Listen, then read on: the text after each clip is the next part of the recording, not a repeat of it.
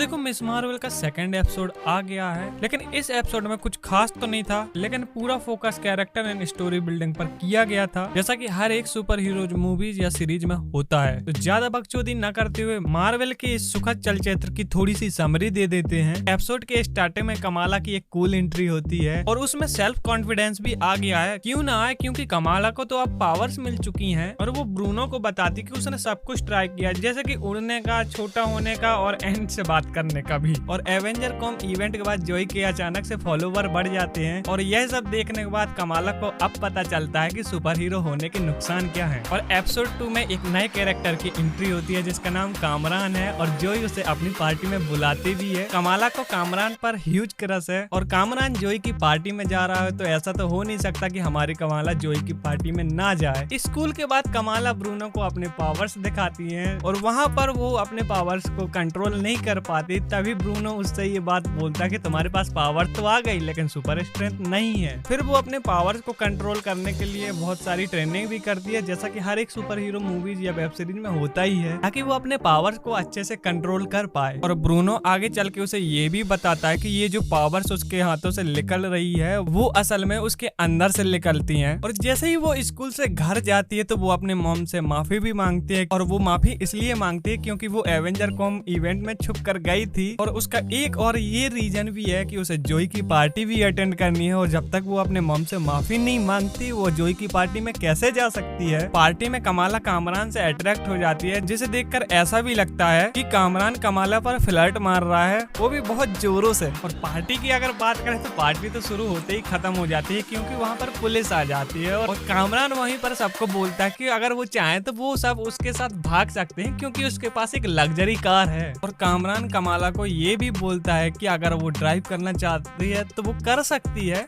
और ये बात देखकर ब्रूनो को अच्छा नहीं लगता क्योंकि ब्रूनो भी तो कमाला को पसंद करता है। और जब वो सभी लोग कार में होते हैं तो वो कई ऐसी चीजों के रेफरेंस भी देते हैं जो कि मुझे बहुत अच्छा लगा, जैसे कि जलेबी बेबी सॉन्ग का, बाजीगर का और DDLJ का। और जब कामरान सभी को ड्रॉप कर रहा होता है तो वो सभी के नाम तो ठीक लेता है पर हमारे ब्रूनो का नहीं है। ये बात देखकर ब्रूनो को बहुत ही बुरा लगा और कहता भी है कि उसने जानबूझकर मेरे को गलत नाम से पुकारा है। और जब कमाला अपने घर पहुंचती है तो वो बहुत खुशी नजर आती है और डांस भी करती है क्योंकि उसे पावर्स भी मिल गई, बॉयफ्रेंड भी मिलने वाला है, उसकी वो सारी विशेष भी कंप्लीट होती जा रही हैं। अगले ही दिन जब वो लेक्चर अटेंड कर रही होती है तो उसके नाक से लाइट निकलने लगती है, जिसे देखकर वो घबरा जाती है और भागकर वॉशरूम चली जाती है। और उसकी फ्रेंड्स को लगता है कि उसे पीरियड हो गए हैं। जैसे जैसे एपिसोड आगे बढ़ता है तो ब्रूनो को ये भी पता चलता है कि उसे एडमिशन मिल गया है कॉलेज के इमर्जेंट प्रोग्राम में, जो कि इतना आसान नहीं था। और तो और उसके लिए सब कुछ फ्री है और ऑलरेडी पेड है, लेकिन वो इस बात से दुखी हो जाता है कि अगर उसे ये प्रोग्राम ज्वाइन करना है तो कमाला से दूर जाना पड़ेगा और वो कमाला से दूर नहीं जाना चाहता है। अगले ही दिन ब्रूनो कमाला के पास जाता है ताकि उसे अपने एडमिशन और उसकी पावर से रिलेटेड बातें बता सके, लेकिन कमाला तो ब्रूनो को कामरान की वजह से भाव ही नहीं देती है। कितनी दुख की बात है। तो वहीं पे कामरान कमाला को ड्राइव भी करने देता है और उसे डेट पर भी ले जाता है, लेकिन वहीं पर कमाला का भाई आ जाता है, जिसे देखकर कमाला बहुत घबरा जाती है और वो अपने क्रश को कजिन बोल के इंट्रोड्यूस भी करा देती है, जिसे देखकर उसका भाई ये बोलता है कि ये तो वही बंदा है ना जो इंटरनेट पर गंदी चीजें देखता है और हमने इसका नाम हरामी.कामरान रख दिया है। और जब कमाला अपनी फैमिली के साथ डिनर कर रही होती है तो उसके अब्बू यानी कि पापा उसकी मम्मी के और उसकी दादी के पास्ट के बारे में बताते हैं और इंडिया के पार्टीशन के बारे में बात करते हैं, जो कि एक सेंसिटिव मुद्दा है। तभी पर उसका ब्रेसलेट चमकने लगता है और उसे अपनी परनानी की झलक दिखती है और वो अचानक से बेहोश हो जाती है। इस घटना के बाद वो अपनी परदादी की ओरिजिन के बारे में जानने के लिए बहुत ही इच्छुक हो जाती है और छुपकर वो अपनी नानी को कॉल करती है और उसकी नानी उसे ज्यादा कुछ नहीं बताती है और कॉल डिस्कनेक्ट कर देता है। इसी वजह से वो अगले दिन अपनी माँ से पूछती है अपनी परनानी के बारे में, लेकिन उसकी माँ उसे कुछ भी नहीं बताती सिवाय इसके कि इस औरत की वजह से उसकी फैमिली बर्बाद होने से बची है। और जोई को DODC वाले उठाकर ले जाते हैं ताकि वो उससे उगलवा सकें कि एवेंजर कॉम इवेंट में जो कांड हुए थे वो किसने किए लिए थे। और जोई की बातों से डीओ डीसू वालों को ये बात पता चल जाती है कि सारे कांड एक देसी लड़की ने किए हैं जिसके पास अब सुपर पावर्स हैं। और ईद के मौके पर कमाला अपनी आंटियों के पास जाकर बोलती है क्या वो उसकी परदादी के बारे में कुछ भी जानते हैं, और अगर जानते हैं तो उसे बताएं। और वहीं पे एक चोमू जैसी शकल वाला लौंडा एक बिल्डिंग पर चढ़कर सेल्फी ले रहा होता है, वो भी स्नैपचैट के 3GP वाले फिल्टर्स लगाकर। और सुपर हीरो सीरीज या मूवीज में लोगों की आदत होती है कि वो फंसे और उन्हें सुपर हीरोज आकर बचाएं, तभी वो बिल्डिंग से गिर जाता है और कर्टन को पकड़ लेता है और लटक जाता है। तभी हमारी सुपर हीरो कमाला उसे जाकर बचाती है, लेकिन बचाते बचाते उसे फिर से एक बार अपनी परनानी की झलक दिखती है। तभी डीओ डीसू के ड्रोन्स और वो खुद उस बच्ची के पीछे पड़ जाते हैं, लेकिन कामरान वहीं पर आकर उसे बचा लेता है। और ये भी पता चलता है कि कामरान की जो माँ है उसकी परदादी है। और यहीं पर हमारा मिस मार्वल का एपिसोड 2 खत्म हो जाता है। पहले वाले एपिसोड और इस एपिसोड में ज्यादा कोई डिफरेंस नहीं था, पर एक बात जरूर अच्छी लगी है कि कमाला की परनानी और ब्रेसलेट की ओरिजिन पर फोकस कर रहे हैं, और मैं इसके लिए एक्साइटेड भी हूँ, बस ये हगे ना। बाकी अगर आपको वीडियो पसंद आई हो तो वीडियो को लाइक करो,